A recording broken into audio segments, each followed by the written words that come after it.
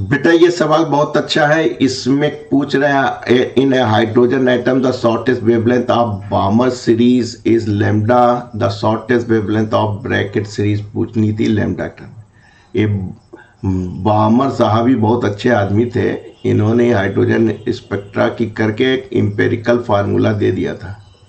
यहाँ से जो सीरीज शुरू हो रही हो, 1 पे क्या थी, लाइमन थी, 2 पे बामर थी इनकी खुद की। कौन सी है शॉर्टेस्ट? शॉर्टेस्ट तब होगी जब ये इन्फिनिटिव होगा, क्योंकि नीचे है ना। तो शॉर्टेस्ट वेवलेंथ में क्या होगा, जब ये n1, ये n1 होता, ये n2 होता। n1 आप जानते हैं लाइमन के लिए 1, बामर के लिए 2, पास्चन के लिए 3 और ब्रैकेट के लिए 4 और फंड के लिए 5। बस शॉर्टेस्ट का मतलब है कि जो n2 है वो इन्फिनिटिव हो जाए, तो आपका काम बन गया। ये तो 0 हो जाएगा, 2 का स्क्वायर 4 हो गया। ठीक, अब देखिए ये तो बामर के लिए हो गया।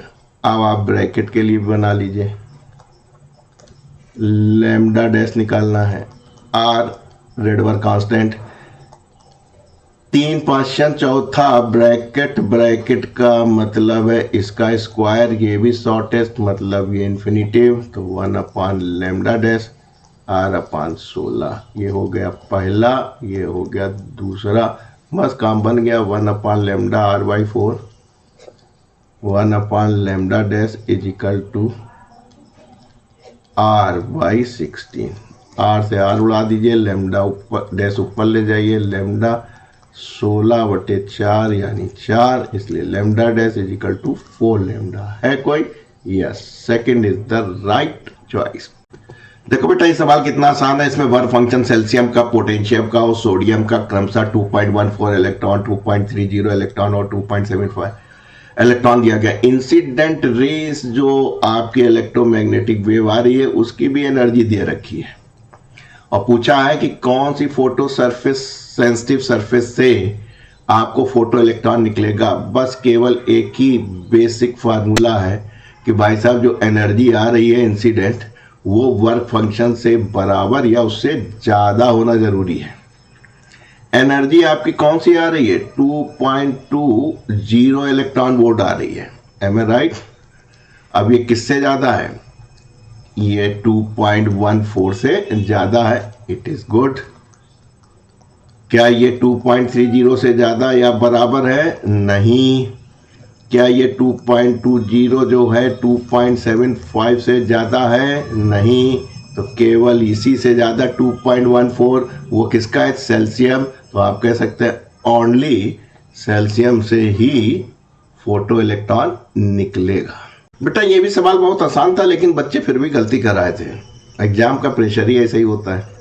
क्या कह रहे हैं, the error in the measurement rising due to unpredictable. बता ही नहीं सकते कि भैया क्यों हो गया, भगवान ही जाने, हमारे भरोसे ना रहना, बस हो गया। अनप्रिडिक्टेबल फ्लैक्चुएशन, कोई एकदम से फ्लैक्चुएशन आया, आपने देखा कि उसकी वजह से इन टेम्परेचर या वोल्टेज सप्लाई आर, ठीक है, कोई भी आपकी सप्लाई आ रही है उसमें एकदम से फ्लैक्चुएशन हुआ टेम्परेचर और वोल्टेज के, टेम्परेचर बढ़ने से या वोल्टेज के किसी से, तो कह लेंगे इस प्रकार की एरर क्या करेंगे। अनप्रिडिक्टेबल है तो इंस्ट्रूमेंट ने तो की नहीं है, एम आई राइट।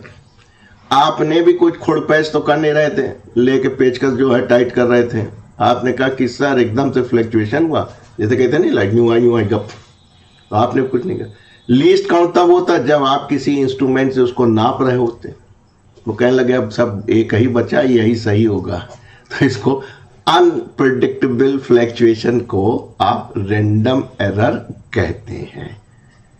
तो बच्चे इसको भी गलत कर आए थे, थोड़ा सा दिमाग पे कंट्रोल करके कीजिए। प्रेशर बहुत होता है, सवाल आसान था और नंबर मिलने चाहिए थे।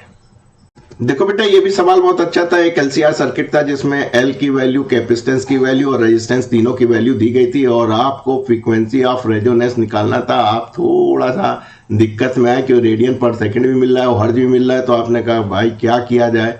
तो आपको ये फार्मूला याद था, आपको नहीं तो मुझको तो याद था, रेजोनेंस फ्रीक्वेंसी, और हमने इसी पे लगा के जय माता दी करने की कोशिश की।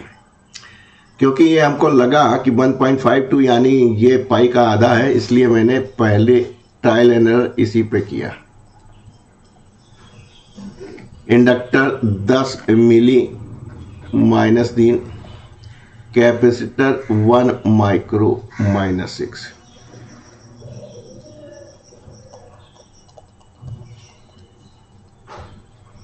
पेन भी घिस गया चलते चलते। एक कम कर दीजिए, ये क्या था, मिली था तो माइनस हो गया, यानी 10⁻⁻8। इतना समझ रहे बेटा? एक कम हुआ, 2 हो गया, -4 ऊपर ले जाइए, यानी आपने कहा 1 2 3 4/2 सब करते रहना बेटा। 2 पंजे 10, 1 2 3। M I right? काफ़ी हद तक पहुंच गया। आप किलो में था तो हमने कहा 5 माइनस इतना, ये कर दिया। ये जो 3 थे किलो कर लिए। दाहिनी तरफ देखते रहिएगा, यूनिट का खेल बेटा, यही एक्सपीरियंस होता है। अब यहाँ गया 3 है तो एक टाइम ले जाओगे, उसके बाद तो दशमलव लगाना ही पड़ेगा। M I right? ठीक। और ये हो गई हर्ज, और आप लिखाइएगा इतने kilo hertz. M I right? यानी 4th is the correct option. देखो बेटा, ये भी सवाल बहुत अच्छा होता है, और आप कैसे करेंगे एग्जाम में वो भी टिक्स आपको बता चलते हैं। हाइजन प्रिंसिपल, अभी आपने वेंचुरी मीटर देखा, जो चूंकि आप लोग फ्लूइड मैकेनिक्स कम पढ़ के जाते हैं तो हो सकता है कि दिमाग में ना हो, लेकिन याद देखिए हाइजन किससे था? ऑप्टिक्स से था। M I right? और ऑप्टिक्स में कोई वेंचुरी मीटर आपको मिली नहीं थी। बर्नौली आपको थोड़ा सा डाउट हुआ कि हाँ गुरु ये हो सकता है। Principle of parallel axis, principle of perpendicular axis, ये आपको याद आ गया क्योंकि मैकेनिक्स बहुत पढ़े थे। आपने कहा अरे सर ये तो मोमेंट ऑफ इनर्शिया से संबंधित है, तो ये तो हो नहीं सकते। और ऑप्टिक्स का फिनोमेना लग नहीं रहा है वेंचुरा मीटर, तो जाहिर सी बात है वेंचुरा मीटर किस पे काम करेगा? बर्नौलीज प्रिंसिपल पे काम करता है। ये तरीका भी होता है कि अगर आपको कोई दिक्कत आ रही हो और एग्जैक्टली ना मालूम हो, तो इतना तो आपको पता रहता है कि भाई प्रिंसिपल ऑफ पैरेलल और परपेंडिकुलर मोमेंट ऑफ इनर्शिया से है, तो वेंचुरी मीटर जो है उस पर काम नहीं करती। ये वही है जो घरों में जब आप फ्लीट करते हैं ना, एक एरिया से छोटे एरिया में लाते हैं तो एनर्जी कंजर्व करके हुए लाते हैं, वही चीज़ है। तो इसमें भी थोड़ा सा डाउट होता है, लेकिन आप अगर इस तरीके से एलिमिनेट करने की कोशिश करेंगे तो जाहिर सी बात है आप सही ऑप्शन पे भी पहुंच जाएंगे, अगर आपको सही ज्ञान भी ना हो तो, क्योंकि तो इंफॉर्मेटिव है। वेंचुरी मीटर क्या होता है? वेंचुरी मीटर को पढ़ाने लगे तो आधा घंटा लग जाएगा, लेकिन उतना का काम नहीं है। फिर भी देखिए मैंने समय ज़्यादा ले लिया है। देखो बेटा, ये भी सवाल अच्छा है। इसमें बच्चे गलती करके आते हैं क्योंकि उनको फार्मूला बनाते वक्त जो है दिक्कत आ जाती है, हालांकि फार्मूला बेस्ड सवाल है। कह रहे ratio of frequency of fundamental harmonic produce in open pipe to the close pipe, ये बराबर होता है V/2L होता है ओपन में, ध्यान रखिएगा, और 4L होती है किसमें बेटा? क्लोज में। मुझसे भी अक्सर उल्टा हो जाता है, इतना तो आपको याद रहता V/2L है या 4L है, ओपन में कितनी है और क्लोज में कितनी है। तो आपने कहा काम बन गया सर, ये कट गया, ये कट गया, 4, चौथा टर्म तो ऊपर चला गया, यानी 2:1, और ये हो गया। तो देखिए कितना आसान सवाल था, लेकिन अक्सर आसान ही सवाल जो है गड़बड़ कर देते हैं। देखो बेटा, ये भी सवाल कितना सिंपल है, और हमको लग रहा है इसे रिपीट भी हुआ है, पहले भी जो है पूछा जा चुका है नीट के एंट्रेंस एग्जामिनेशन में। Electric dipole is place 30 degree with electric field intensity experience eight torque, और आपको चार्ज बताना, डाइपोल की लेंथ दी है। आपने कहा हमको मालूम है, इश्क मासूम है, डाइपोल मोमेंट, इलेक्ट्रिक फील्ड और sine theta. M I right? Torque कितना है बेटा? 4 न्यूटन मीटर का। P बराबर क्या? Q into 2L, EL electric field intensity 2 into 10⁵, angle आपकी जिंदगी आसान करने के लिए 30 डिग्री का है। क्यों बताना है? 12 पूरी लेंथ होती है, कितना है बेटा? 2 सेंटीमीटर की थी, मीटर बना लिया। और साइन 30 आप जानते ही हैं 1/2, तो एक काम कर लिया, ये था आपका 5। तो इधर जब आप आए तो 4 = क्या बचा बेटा? 2q × 10⁻³ इससे इसको डिवाइड कर दीजिए। तो q = 2 × 10⁻³ कूलाम, और -3 किसके बराबर होता है? मिली के बराबर होता है। तो आप कह सकते हैं 2 मिली कूलाम।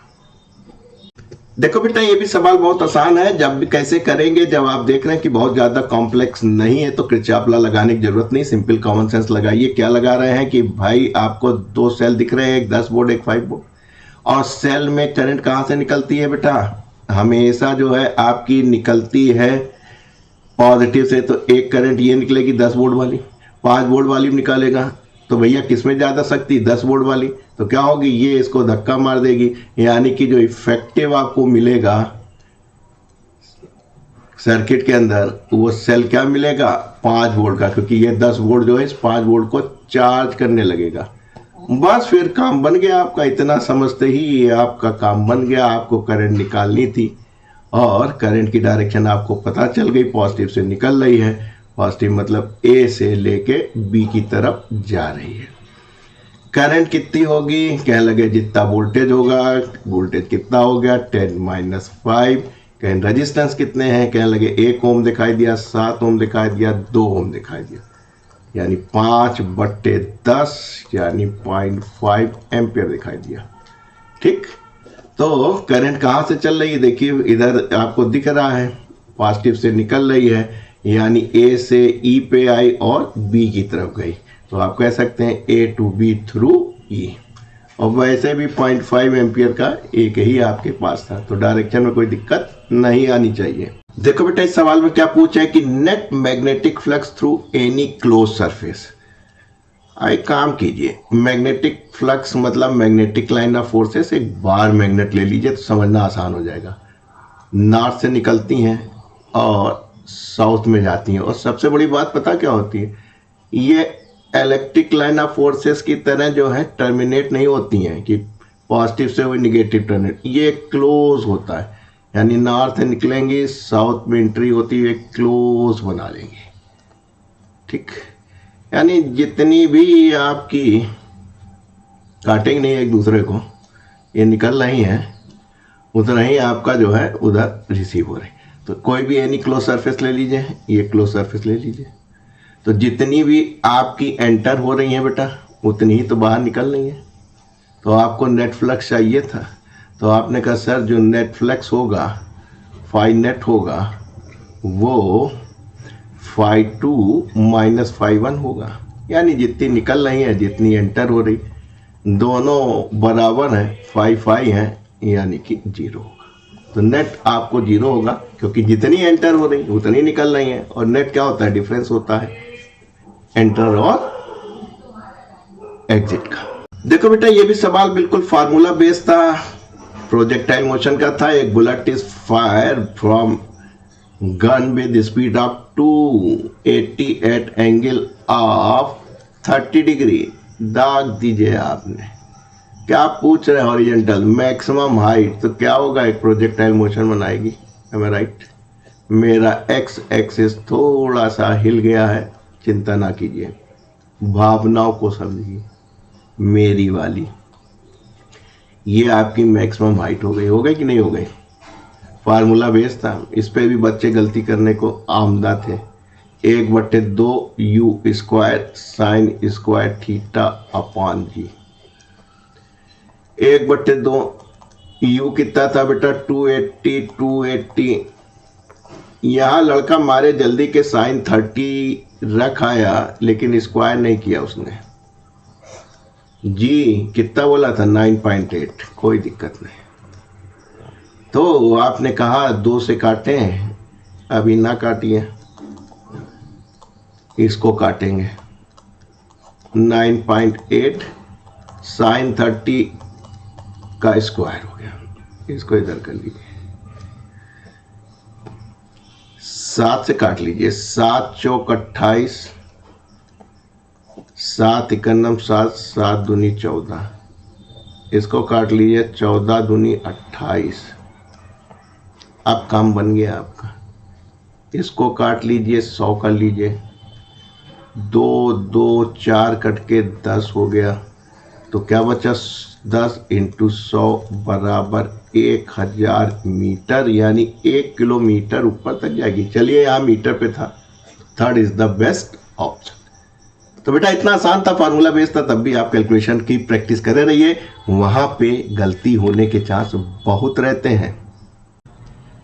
देखो बेटा ये भी सवाल कितना अच्छा है, आपके पास two thin lens of some same focal length दे रखे हैं, जिसको एफ भी कर रखा है। एक आपके पास कॉन्वेक्स है और दूसरा आपका कॉनकेव है, दोनों को मिला दिया आपने। अब कह रहे हैं कि जब साहब इन दोनों को मिला दिया आपने, बहुत थिन है, बिल्कुल इसी तरीके से मिल जाएंगे आपको, तो कह लगे अब आप इनकी कंबाइंड की इक्विवेलेंट फोकल लेंथ बनाइए। आप जानते हैं power is a scalar quantity, यानी कि इनकी जो P1 की पावर है कॉन्वेक्स की है और जो पावर ऑफ कॉनकेव की है, दोनों को जोड़ देंगे तो रिजल्टेंट पावर निकल जाएगी। फोकल लेंथ आप जानते हैं 1/f होता है, ठीक, तो आपने कहा साहब फोकल लेंथ हो गई। क्या दे रखी f, और कॉनकेव की आप जानते हैं पॉजिटिव होती है, एम आई राइट, और इसकी कितनी होती है आपकी कॉनकेव की जो होती है वो निगेटिव होती है, और फोकल लेंथ आपको f दे रखी है। तो आपने फोकल लेंथ f थी लेकिन कॉनकेव की निगेटिव थी, आपने रख दिया। इसका मतलब है 1/f 1 minus f is equal to 0। तो जो आपकी रिजल्टेंट है, जिसको चाहे आप f डैश कह दे तो बेहतर लगेगा, इजिकल टू क्या हो जाएगा, इसको इधर ले आइए और इसको इधर ले जाइए, यानी कि 1/0, 0 से किसी को डिवाइड करेंगे तो क्या हो जाएगा, इन्फिनिटी हो जाएगा। तो थोड़ा सा अगर मैथमेटिकल कैलकुलेशन भी सही रखते तो आपका रिजल्ट बिल्कुल सही आता। देखो बेटा आपको एक LCR सर्किट दिख रहा है, जिसमें आपको इंडक्टर, कैपेसिटर, रेजिस्टेंस की वैल्यू भी दिख रही है और एक वोल्टेज सोर्स भी दिख रहा है, इसमें फ्रीक्वेंसी भी दिख रही है। बताना क्या है, नेट इम्पीडेंस। आप कहते हैं बहुत सिंपल है सर, अगर हमारे पास रिएक्टेंस ऑफ कैपेसिटर और इंडक्टर का डिफरेंस का स्क्वायर ले लें, R स्क्वायर कर लें, काम बन जाएगा। क्या लगे ये किसके बराबर होगा, क्या लगे ये बराबर होता ही आप जानते हैं omega L minus omega C। क्या लगे सर यहाँ ओमेगा नहीं फ्रीक्वेंसी दे रखी है, तो हमने कहा कोई बात नहीं बेटा, आप 2πfL ले लीजिएगा और नीचे। ये आपको बेटा समझाने के लिए 3 स्टेप लिए हैं, लेकिन एग्जाम में अगर आप वास्तव में कुछ करना चाहते हैं तो ये स्टेप आपके दिमाग में इतनी तेज होना चाहिए फट से आप लिख सकें, जैसे कि ये लिखा गया था। समझ रहे बेटा?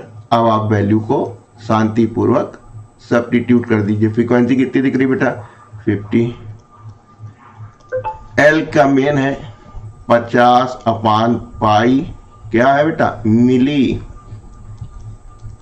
माइनस,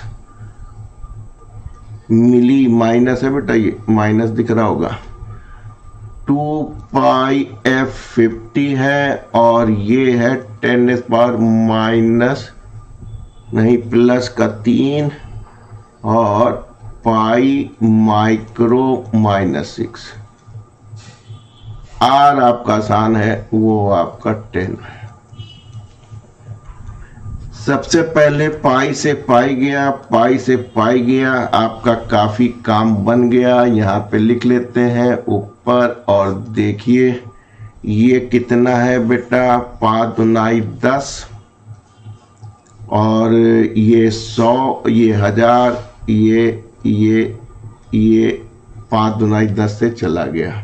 अब बचा यहाँ पे 5, यहाँ पहुंचिए, इससे गया आपका -3, एम आई राइट,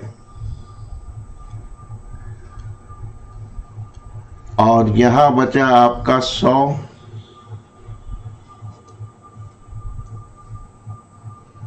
ठीक, सही चल रहा है आपका 100 -3 का स्क्वायर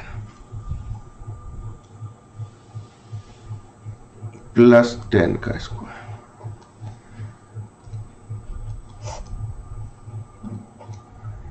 इसका क्या हुआ, -300 गया तो बचा 10, एम ए राइट, वो भी माइनस का 1 का स्क्वायर। इसको ऊपर ले जाइए -1 का, तो क्या हो जाएगा, ये हो जाएगा, दिख रहा है बेटा, -5 का स्क्वायर। सारा कुछ कैलकुलेशन था, बाकी काम कर दिया था हमने। ये हो गया 25, ये हो गया 100, यानी 125। 125 को आप लिख सकते हैं 25 × 25, यानी 5√5 ओम, क्योंकि इम्पीडेंस की यूनिट ओम्स होती है। That means third is the best option. तो बेटा कुछ नहीं था, यहां तक आपको पहुंचना था और उसके बाद सिर्फ सब वैल्यू को आपको कायदे से रखना था, आपको रिजल्ट मिल जाता। देखो बेटा ये सवाल कितना अच्छा है। कह रहे हैं particle is performing simple harmonic motion. आपको ग्राफ भी दिख रहा है टाइम वर्सेस डिस्प्लेसमेंट का, और निकालना क्या है, आपको एक्सेलरेशन निकालनी है पार्टिकल की t बराबर 2 सेकेंड पे। आप जानते हैं अगर कोई particle simple harmonic motion perform करता है तो acceleration is given by -ω²/x। Minus जानते हैं, डिस्प्लेसमेंट जो है अपोजिट टू द एक्सेलरेशन होता है, इस बात का ध्यान रखिएगा। ओमेगा आप जानते हैं 2π/t होता है, इसका होल स्क्वायर सफलतापूर्वक कीजिएगा। होल स्क्वायर कर दिया जाए तो ऊपर हो जाएगा 4π², नीचे हो जाएगा t² × x। अब आप वैल्यू को रख दीजिए, ये हो गया π², दाईं तरफ उत्तर देखा, पाई में आ रहा था, कोई दिक्कत नहीं। टाइम पीरियड देखिए, पूरी एक साइकिल कंप्लीट करने में ग्राफ को देखिए 8 सेकंड लग रहे हैं, तो 8 का स्क्वायर 64 हमने डायरेक्ट लिख लिया है बेटा। और ये देखिए x t बराबर 2 सेकंड पे डिस्प्लेसमेंट साफ साफ आपको 1 मीटर का दिख रहा है। डिवाइड कर लीजिए, 4 × 4, 4 × 24, यानी आप कह सकते हैं -π²/60। ये आपकी एक्सेलरेशन थी, यूनिट आप जानते हैं मीटर पर सेकेंड स्क्वायर है कोई। Yes, fourth is the correct option. देखो बेटा इस सवाल में बच्चे डाइपोल देख के जो है कंफ्यूज हो गए थे और डाइपोल का फार्मूला लगाने लगे थे, जबकि आप देखिए कि डिस्टेंस कितना कम है। डाइपोल की लेंथ 3 सेंटीमीटर का है और डाइपोल से कुल 5 में से 3 का 2 सेंटीमीटर पे है, तो इसको डाइपोल ना बन के एक पॉइंट चार्ज की तरह अगर इसको आप यूज करते हैं तो बी पॉइंट पे पोटेंशियल बड़े आराम निकाल लेते हैं। पॉजिटिव चार्ज की वजह से निकालना है, इन्होंने कह दिया था 1/4πε0 k ले लेना, और चार्ज की हो गया यहां से यहां तक का डिस्टेंस कितना हो गया, 5 में से 3 गए तो आपने कहा सर 2 हो गया। माइनस को माइनस लेना बेटा, k हो गया, चार्ज -q था, डिस्टेंस देखिए कितना हो गया बेटा, यहां तक आपका 6 हो गया और यहां तक आपका कितना, या यहां से रखिए 5, ओ तक 5 है और 3 8 हो गया। बस सॉल्व कर लीजिए, आंसर आ गया था 8 आपका ये हो गया। तो 4kq -kq, M I right, 3kq/8। और कहीं आप डाइपोल के चक्कर में फंस जाते तो फंसे रह जाते, 3/8 kq। देखो बेटा ये सवाल कितना अच्छा है। इसमें कह रहे हैं कि आपके पास एक वुडन बॉक्स है और आपके पास बंदूक की गोली आके टकराती है वुडन बॉक्स। उस समय इसकी वेलोसिटी u होती है और ये पेनिट्रेट करती हुई चली आती है, जाहिर सी बात है। जब ये 24 सेंटीमीटर से बाहर निकलती है बॉक्स के अंदर ही, तब इसकी वेलोसिटी u/3 हो जाती है, राइट। कह रहे हैं कि जब ये बॉक्स के अंत में बिल्कुल एंड में पहुंचती है तो इसकी वेलोसिटी 0 हो जाती है एंड में। क्या लगा ऐसे सूरत हाल में बॉक्स की टोटल कितनी लेंथ है बताइए। आपने कहा सर आधी, तो आपने काम हल कर दिया, कह दिया 24 है, ये अगर हम निकाल लें तो हमारा काम बन जाए। 24 में x को जोड़ देंगे, उतनी ही आपकी लेंथ हो जाएगी। आपने कहा इसको निकालना अच्छा है, जब अंदर जा रही है रिटार्डेशन हो रहा है, -2ax हो जाएगा। ये v आपको मालूम है अंत में जाके 0 हो जाती है, और जब इस सेक्शन यानी x में चली है तो u बराबर 3 हो गया। a नहीं मालूम है, a पता चल जाए तो आप x निकाल लेंगे। a आप इस सेक्शन से निकाल लीजिए बड़े आराम से, यही फार्मूला लगा दिए। कहीं सर रिटार्डेशन हो रहा है, हमने कहा भाई साहब बिल्कुल हो रहा है। ठीक। वेलोसिटी फाइनल क्या हो गई थी, कहने लगे u/3 हो गई थी। इनिशियली हमारी u से शुरू हुई थी, a निकालना है, x जो है वो 24 सेंटीमीटर चला है। क्योंकि यहाँ डेटा जो है वो ये मान के चलिए कि सेंटीमीटर में चल रहा है, क्योंकि a निकालना है, उसी को उठा के रख देंगे, यहाँ 1 सेंटीमीटर में आ जाएगा, इसलिए बहुत ज्यादा हम इंटरेस्ट नहीं ले रहे हैं इसको मीटर में कन्वर्ट करने के लिए। ये मान के चल रहे हैं नीट 23 है, वहां पे आप ऐसे ही करेंगे। तो 2a इंटू 24, बस ध्यान रखिएगा किस जगह हमको बदलना अनिवार्य हो जाएगा यूनिट का और किस जगह बदलना नहीं होगा। हमारा काम आसानी से हो जाएगा। u² माइनस u² अपन इसको कर दें तो ये हो जाएगा 9। ठीक, यहाँ अगर मीटर में u दिया होता तो भाई साहब बहुत जिम्मेदारी से हम कह रहा हूं कि आपको 24 सेंटीमीटर को मीटर में बदलना अनिवार्य हो जाता। क्योंकि यहाँ पे कोई मीटर और यूनिट दी नहीं है, इसलिए आप अपना काम आसानी से कर रहे हैं। 9 हो गया तो 9 में से 1 गया, 8 हो गया। Am I right? बस आपको मिल गया। 2a चाहिए था, ये इधर ले आइए, 24 हो गया। बस आपने कहा सर 2a इंटू एक्स बराबर u²/9 हो गया। 2a की जगह आप क्या लिख सकते हैं, 2a की जगह आप लिख सकते हैं 8u², 9 into 24x u²/9। Am I right? u से u उड़ा लीजिए, 9 से 9 उड़ा लीजिए, 8 तिरिक 24 कर लीजिए। यानी आप कह सकते हैं कि sir x/3 is equal to 1। Zero ना कर दीजिए काट के, डिवीजन है, सब्ट्रैक्शन नहीं है। तो x बराबर कितना हो गया, 3। तो बस, और चूंकि आपने यहाँ सेंटीमीटर बदला नहीं था, आप बड़ा खुश थे, आपने कहा कि सर हमारा d एक झटके में निकल आया, 24 प्लस x जो कि 3 था, यानी 27 सेंटीमीटर। है कोई? Yes, first is the correct option. देखो बेटा, इस फिगर को आप देखेंगे तो उसमें 1 नहीं, 2 नहीं, आपको 3 लेंस नजर आ रहे हैं। पहला लेंस ये नजर आ रहा है, दूसरा ये आ रहा है, तीसरा ये आ रहा है, तीनों कंबाइन कर रहे हैं। और आप जानते हैं कि अगर रेडियस ऑफ कर्वेचर हमको मालूम हो तो हमें फोकल लेंथ निकालना बहुत आसान होता है। ये आपने लेंस मेकर फार्मूले से पढ़ के गए थे और उसका एक खूबसूरत सा एग्जाम्पल आपके सामने आ गया। और एक बात और जानते हैं भाई साहब आप, क्या कि 1/f किसके बराबर होता है, पावर के बराबर होता है। यहीं से फिजिक्स उठाएंगे। आइए, फिजिक्स उठाने के लिए हम अगर इसको टुकड़ों में बांट दें तो आपको दिखाई देगा कि सर एक ये लेंस है हमारे पास और एक आपके पास कॉन्वेक्स ये दिख रहा है और एक आपके पास ये लेंस दिख रहा है। ठीक, फिजिक्स कहती है कि जो तीनों की पावर होगी स्केलर क्वांटिटी है, जब आप कांटेक्ट में लाएंगे P1, P2, P3 को तो पावर को जोड़ देंगे। हमने कहा पावर को जोड़ देंगे तो काम बन जाएगा, हमको इक्विवेलेंट फ्रीक्वेंसी चाहिए, फ्रीक्वेंसी नहीं फोकल लेंथ चाहिए। आपने कहा कि आ जाएगी। अब P1 को देखिए, ये आपका P1 हो गया। म्यू कितना है, फिगर में गए आपको मिला 1.6 मिला, एक को घटा दिया, यही फार्मूला लगा रहे बेटा। R1 बिल्कुल फ्लैट है, फ्लैट मतलब जीरो ना कर दिएगा, रेडियस ऑफ कर्वेचर इन्फिनिटिव कर दीजिएगा।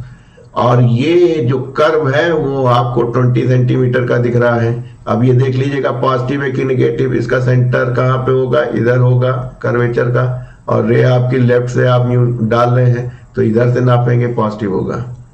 बस ऑप्टिक्स में नेगेटिव पॉजिटिव ढूंढना है। साइन कन्वेंशन मैंने आपको अच्छी तरह सिखाया भी है। म्यू देखिए दूसरे वाले यानी इस वाले के लिए म्यू देखिए कितना दे रखा है फिगर में, साफ साफ 1.5। नीट वाले बड़े अच्छे आदमी होते हैं लेकिन इतने कम समय में इतना काम कराते हैं। रेडियस ऑफ कर्वेचर इसका किधर होगा, यहां से निकला होगा सेंटर से, इधर से। रे इधर से आ रही तो पोल से जब नापोगे तो पॉजिटिव हो जाएगा, माइनस साइन लगाया। इसका सेंटर ऑफ कर्वेचर किधर होगा, इधर होगा। रे आपकी यूं आ रही है, पोल से नापोगे तो निगेटिव हो जाएगा। वैसे आप तो रटे रहते हैं, हम तो आपको फिजिक्स भी सिखा रहे हैं। यहाँ पे पहुंचे, इसके पास रिफ्लेक्टिव इंडेक्स 1.6 माइनस, थोड़ा सा माफी चाहूंगा मैं। यहाँ पे क्या होगा, इधर होगा। रे यूं आ रही है तो जाहिर सी बात है आपका उल्टा नापेंगे, ये आपके पोल से इस कर्वेचर को नापेंगे तो आप कहेंगे सर माइनस कर लेंगे, फ्लैट को 0 नहीं इन्फिनिटिव कर दीजिएगा, बस काम बन गया आपको। 0.6 और ये माइनस का 20, 0.5 इंटू 20 एलसीएम ले लीजिए, 2/20। यहाँ देखिए माइनस 0.6/20, काम बन गया आपका। इसको इधर कर लीजिए, इसको इधर कर लीजिए, इसको इधर कर लीजिए, 2 से डिवाइड कर लीजिए, 3/100 हो गया। यहाँ 2 से डिवाइड कर दीजिए तो 5/100 हो गया। यहाँ पे 2 से डिवाइड कर, 2 3 6 और 2 1 2 जोड़ लीजिए, माइनस का इतना और प्लस का इतना, यानी माइनस का 1/100, 1/f। अब तो f निकाल लोगे बेटा, इधर चला गया और वो उधर आ गया, -100 सेंटीमीटर है कोई। हाँ, ठंडे दिमाग से सी को टिक कर दिया। देखो बेटा, इस प्रकार के सवाल में जिसमें एक से ज्यादा गेट लगे होते हैं, ऐसे में आप सीधे अपनी एक ट्रुथ टेबल खींच लीजिए, ए बी की परिस्थिति रख लीजिए, और इतना तो आपकी प्रैक्टिस होगी कि आपको पता रहेगा कि अगर जब हम यहाँ 0 0 लगाएंगे तो इतना मालूम है नॉट गेट है, इन्वर्ट कर देगा। ये क्या है, एंड के आगे नॉट लगा है तो इसको आप जानते हैं नैंड हो जाएगा। अगर इसकी भी ट्रुथ टेबल ना मालूम हो तो आप ऐसे समझ सकते हैं कि एंड प्लस नॉट बना के मिलता है नैंड गेट। तो यहाँ पे 1 1 पे आप जानते हैं कि सब, अगर एंड गेट है तो 1 मिलेगा, उसके आगे नॉट लगा है तो आपको क्या मिल जाएगा, 0 मिल जाएगा। ये हो गया। अब देखिए a बराबर 0, b बराबर 1 कर लीजिए, तो ऐसे में 0 1 हो गया होगा, जो ये 1 है वो 0 हो जाएगा। और ऐसे केस में आप जानते हैं कि एंड गेट में आपको 0 मिलेगा, और 0 के आगे देखिए नॉट लगा है तो इसको 1 बना देगा, यानी ऐसे सूरत हाल में 1 मिल जाएगा। जब आप 1 और 0 करेंगे तो आपने कहा ये हमारा 1 है, ये 0 है, तो ये इस 1 से यहाँ पे 0 मिलेगा और इस 0 का यहाँ पे 1 हो जाएगा। लेकिन यहाँ पे एंड गेट है तो 0 1 पे आपका एंड गेट 0 देगा, ये आगे नॉट लगा है जो कि 1 बना देगा। आखिरी कंडीशन बढ़िया है, आपने कहा 1 1 लगाएंगे तो हमको 0 0 मिलेगा। एम आई राइट, 1 1 पे 0 0 मिल रहा है और 0 0 का एंड गेट पे 0 मिल रहा है, लेकिन आगे नॉट लगा हुआ है, क्योंकि नैंड गेट है इसलिए ये 1 मिल जाएगा। बस ये वाली देख लीजिए कहाँ मिल रही है, आखिरी में जो है आपको 3 1 ये मिल रहे हैं, पहले में 0, यानी first is the correct option. तो केवल आप गेटों के आउटपुट को दिमाग में तेजी से रखिए, बेसिक नॉट एंड आर, और अगर उनके आगे नॉट लगा है तो जस्ट उनका रिवर्स मारिए, बहुत जल्दी 1 मिनट के अंदर प्रॉब्लम सॉल्व हो जाएगी। देखो बेटा, इस सवाल में हमने आपको एक टेक्निक सिखाई है, वो आप सीख लीजिए, बहुत अच्छी है। ये आपका वाटर लेवल है और ये आपका ब्रिज है, यहाँ पे आप खड़े हुए हैं, तो जाहिर सी बात है ये हाइट ऑफ द ब्रिज हो जाएगी। आपने एक स्टोन उठाया, कंकड़ उठाया और यू वेलोसिटी से ऊपर फेंक दिया, जो कि 4 मीटर पर सेकेंड की थी। आपको हाइट बतानी है। टेक्निक क्या है, टेक्निक ये है कि ऊपर जाएगा, रुकेगा, फिर ये नीचे आएगा। जिस समय नीचे इस पॉइंट पे आ रहा होगा तो भी इस पॉइंट पे जहां से गया है उतनी ही वेलोसिटी इसकी होगी, लेकिन टेक्निक क्या है, वेलोसिटी की डायरेक्शन बदल गई है। ऊपर जा रहा था, नीचे आ रहा है, ये निगेटिव ले लेते हैं, क्योंकि आप देखते हैं ऊपर पॉजिटिव, नीचे निगेटिव, इधर पॉजिटिव, इधर निगेटिव। तो यहां से आपने ऊपर जाते वक्त इसको पॉजिटिव ले लिया था, और जब जानते हैं कि जाके रुका है, फिर वापस आया, जब इस पॉइंट पे वापस आया तो इसकी वेलोसिटी तो उतनी होगी मैग्नीट्यूड, लेकिन डायरेक्शन बदल गई। अब आपका काम बन गया, यहां से यहां तक का आप निकाल सकते हैं, h बराबर ut, और देखिए डायरेक्शन ऑफ ग्रेविटी आ रहा है J2²। u कितना है आपका, -4, टाइम ऑफ फ्लाइट जो है आपका 4 सेकेंड है। यहाँ पे एक डाउट आपके दिमाग में आता है कि सर यहाँ से ऊपर गए हैं और ऊपर से फिर वापस आए हैं, और यहाँ से यहाँ तक का आपको h लिया है, तो आप सोच रहे होंगे यहाँ से यहाँ तक का टाइम लेना चाहिए, और 4 सेकेंड में तो ऊपर गया है, फिर लौटा है, फिर यहाँ पे टकराया है, यहाँ से ऊपर गया है, वापस आया, टकराया है। बेटा हमने ये वाला ही टाइम लिया है, क्योंकि 4 सेकंड का मतलब है कि जब इसमें आए हो, इस पॉइंट पे आए हो, तो इतना टाइम तो ऑलरेडी इंक्लूड होगा, इसीलिए आपका ये टाइम ऑफ फ्लाइट ले रहे हैं, समझे? आप ये ना सोचिएगा कि हमको यहां से यहां तक का टाइम चाहिए इस फार्मूले में।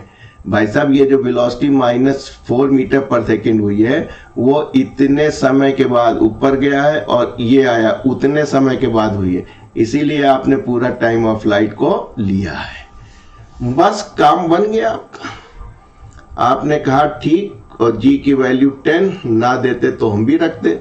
ये हो गए 2, ये हो गया 4 चौक 16 प्लस 4 दूनाई 8 80, घटा दीजिए, ये हुआ 4, यहाँ बचा 7, 7 में से 1 गए यानी 64 मीटर की हाइट है।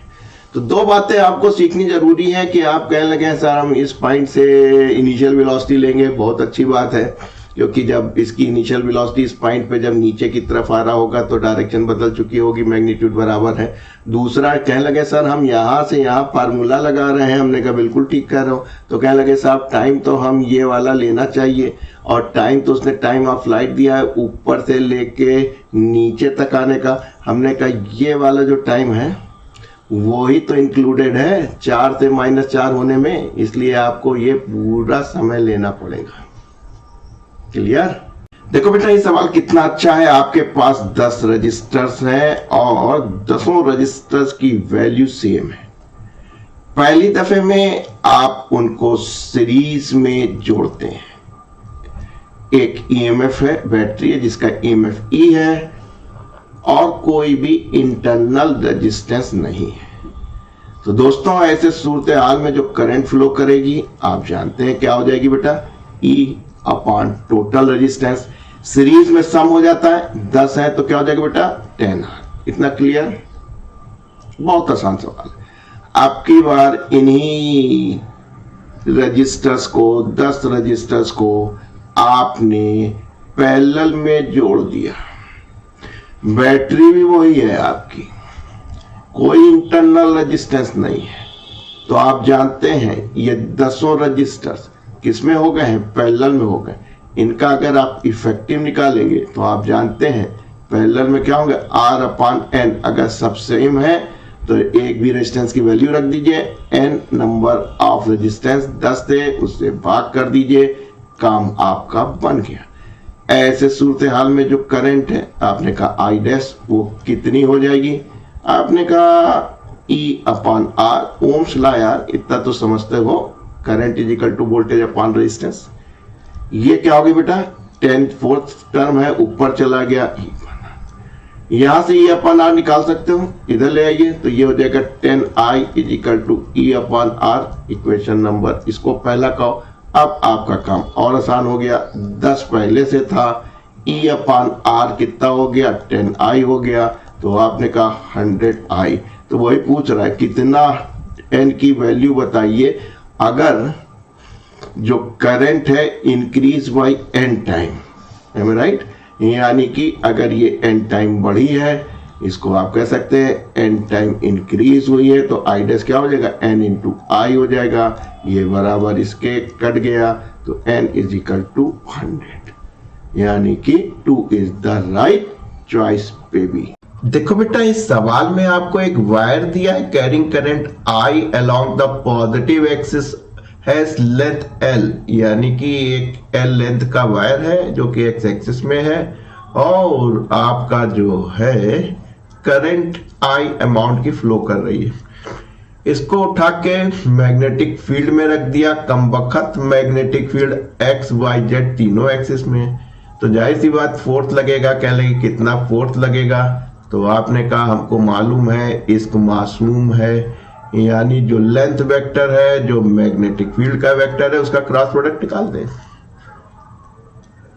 आपने कहा ऐसे सूरत हाल में काम करना बहुत आसान है, यहाँ पे I लिख लेंगे, यहाँ पे J लिख लेंगे, यहाँ पे K लिख लेंगे। L के कंपोनेंट केवल x एक्सिस में है, तो आपने कहा उसका मैग्नीट्यूड L है, J में नहीं है, K में कुछ नहीं है।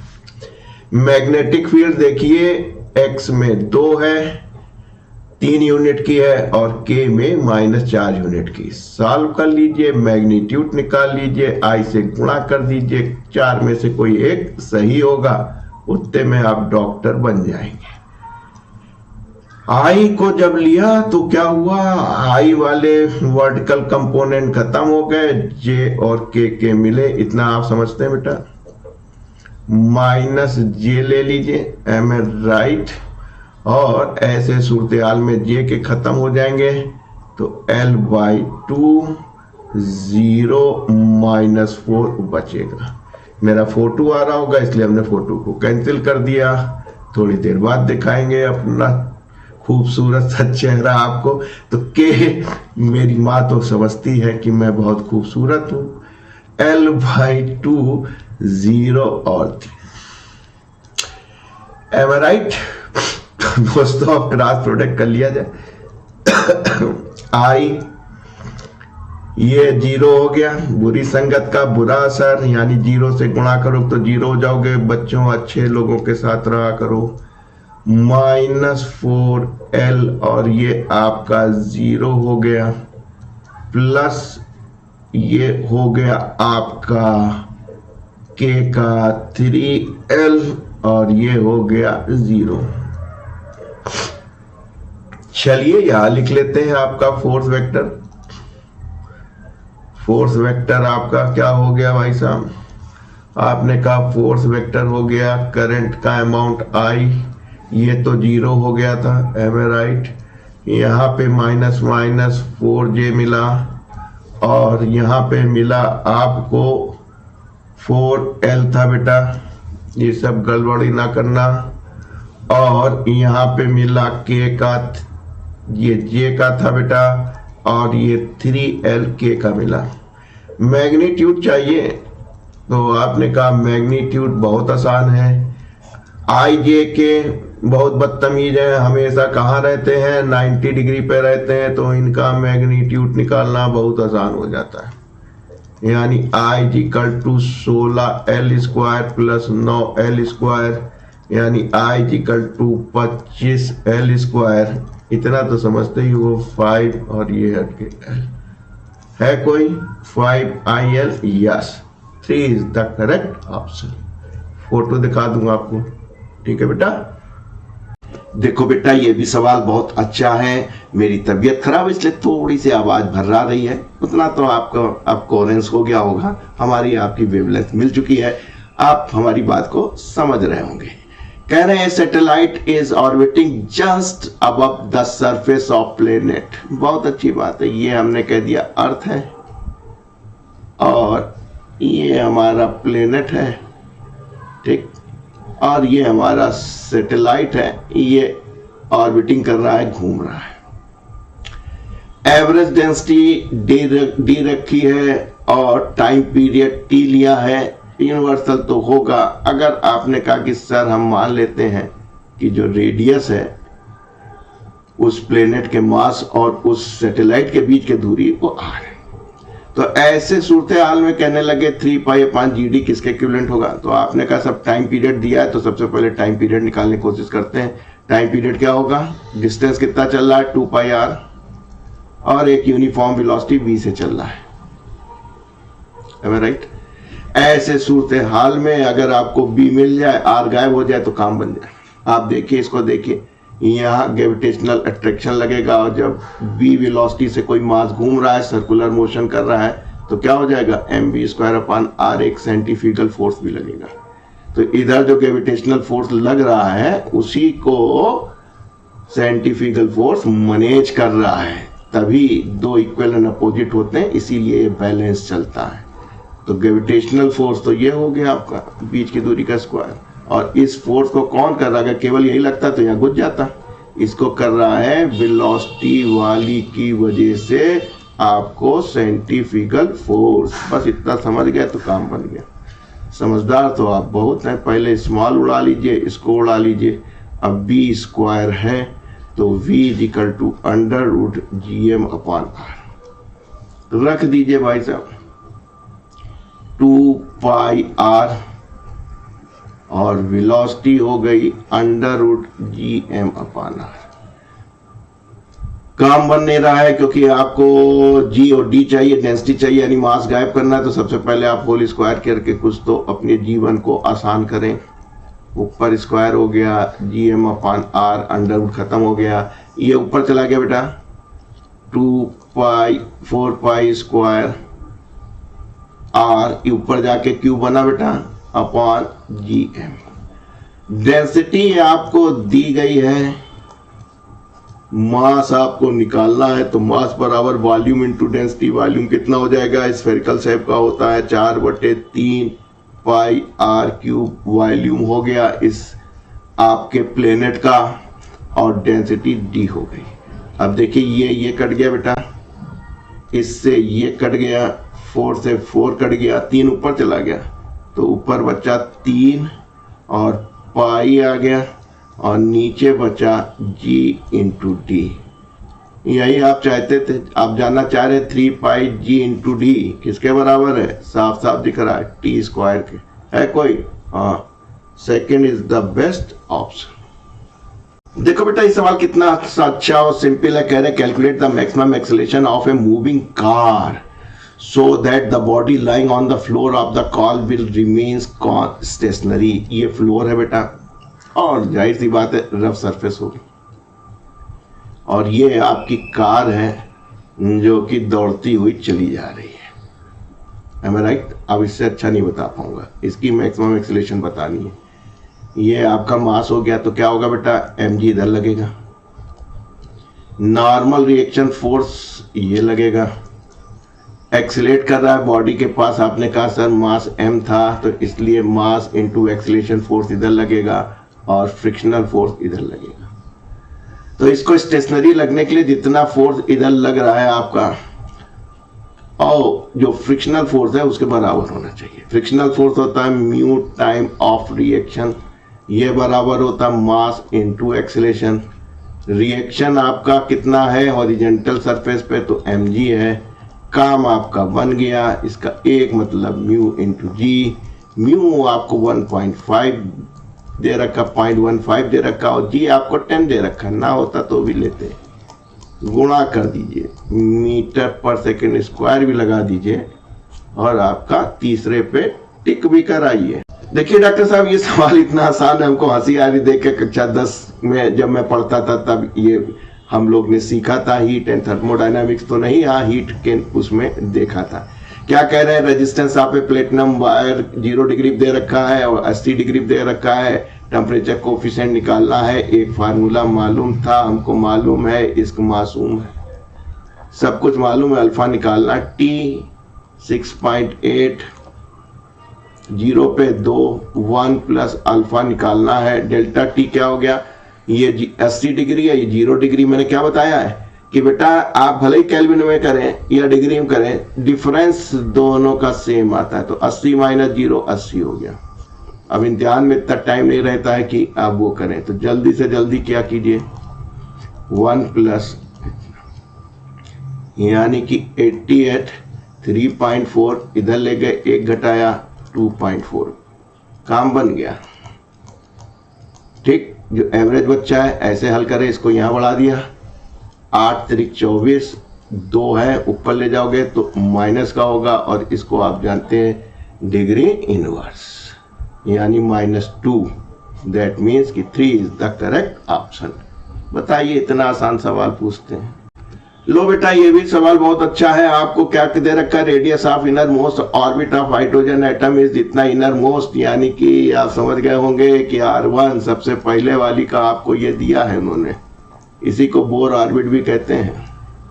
वही बोर साहब यही कैलकुलेट कर पाए थे, रेडियस ऑफ थर्ड ऑर्बिट। तो आपने कहा कोई बात नहीं, हमको मालूम है, इसको मासूम है, n स्क्वायर से मल्टीप्लाई कर दिया, पहली वाली का मिल जाएगा। n कितना है बेटा, थर्ड, यानी 3 का स्क्वायर। 3 का स्क्वायर क्या हो गया, 9 हो गया, गुणा कर लीजिए। 9 त्रिक 27, हाथे लगे 2, 9 पंजे 45, 2 47। आंगस्टाम में है तो आंगस्टाम बनाने के लिए एक इधर और ले आइए, तो ये हो जाएगा -10 मीटर यानी 4.77 आंगस्टाम। है कोई? Yes, 4th is the correct answer. अब इससे आसान एटॉमिक स्ट्रक्चर से कोई सवाल बनता नहीं है। देखो बेटा ये सवाल कितना अच्छा है। आपको पी पॉइंट पे मैग्नेटिक फील्ड निकालनी है और आप देख रहे हैं कि एक इनफाइनाइट वायर है, लेकिन एट द वन एंड पे आएगा पी पे, जब परपेंडिकुलर ड्रॉ करेंगे एट द वन एंड आ जाएगा। तो आपने कहा सर इस वायर की वजह से एक मैग्नेटिक फील्ड होगी। दूसरा क्या होगा, इस सेमी सर्कुलर वायर की वजह से होगी इस पी पॉइंट पे। और तीसरा क्या होगा कि साहब जो नीचे वाला इनफाइनाइट वायर है इसकी वजह से भी होगी अबाउट वन एंड, क्योंकि एक एंड पे आपके खत्म हो जा रहा है। यानी 3 मैग्नेटिक फील्ड निकाल देनी है, डायरेक्शन को देख लेना है, बस काम बन जाएगा। आपने कहा कि डायरेक्शन निकालना तो बहुत आसान है, सोती सर के थप्पड़ का नियम। अगर हम V1 की बात चले तो V1 क्या हो जाएगा, करंट की दिशा में अंगूठा, और ये क्या हो जाएगा फिंगर, वहां पे थप्पड़, थप्पड़ कहाँ जा रहा है, नीचे जा रहा है। तो आपने कहा सर जो V1 होगी, इंक बदल लें, काली से सफेद कर लें। तो कहने लगे जो V1 है μ0 upon 4 pi, M I right, और I वर्टिकल डिस्टेंस कितना है बेटा, रेडियस ही है, ये आर ही होगा। इतना तो आप समझ रहे हैं कि इंक बदले। लीजिए भाई साहब, आर देखिए, ये रेडियस आर होगा, तो यहां से यहां तक की दूरी आर होगी, और इस केस में भी यहां से यहां तक की दूरी आर होगी। बस काम बन गया। अबाउट वन एंड था तो ये वन ही हो जाएगा। डायरेक्शन क्या हो जाएगा, सोती सब का थप्पड़ नीचे की तरफ, यानी आप कहेंगे सर इनवर्ट। B2 देखिए भाई साहब, B2 सेमी सर्कुलर है 4 पाई, तो एंगल कितना है बेटा, यहां से यहां तक का रेडियन में पाई हो गया I अपॉन R। डायरेक्शन देखिए, ये करंट है, ये इधर है, तो किधर आएगी, ऊपर की तरफ आएगी, अपवर्ड। न्यू देखिए, अंगूठा करंट में लगाइए, पॉइंट उधर ले जाइए, थप्पड़ किधर आ रहा है, इधर बड़ा थप्पड़, हम ही को थप्पड़ लगाओगे, अपवर्ड। ये वाली तो बहुत आसानी दिख रही होगी, करंट देखो जा रहा है इधर, फिंगर कहां पे है, पी पॉइंट की तरफ, थप्पड़ कहां रहा है, अंदर की तरफ। तो आपने कहा सर P3 भी हमको मालूम हो गया, इनवर्ट I अपॉन R। यानी 2 इनवर्ट है बेटा, और एक क्या है आपकी अपवर्ड है, यानी अपोजिट डायरेक्शन घटेंगी। तो कहां से घटेगी, ज्यादा से कम। तो देखो इसको भी जोड़ दोगे तब भी 2I हो जाएगा, एम आई राइट। और ये पाई है, और पाई कितना होता है 3.14, तो ये ज्यादा है। तो आप कहेंगे कि सर B2 में से B1 माइनस B3 कर देंगे।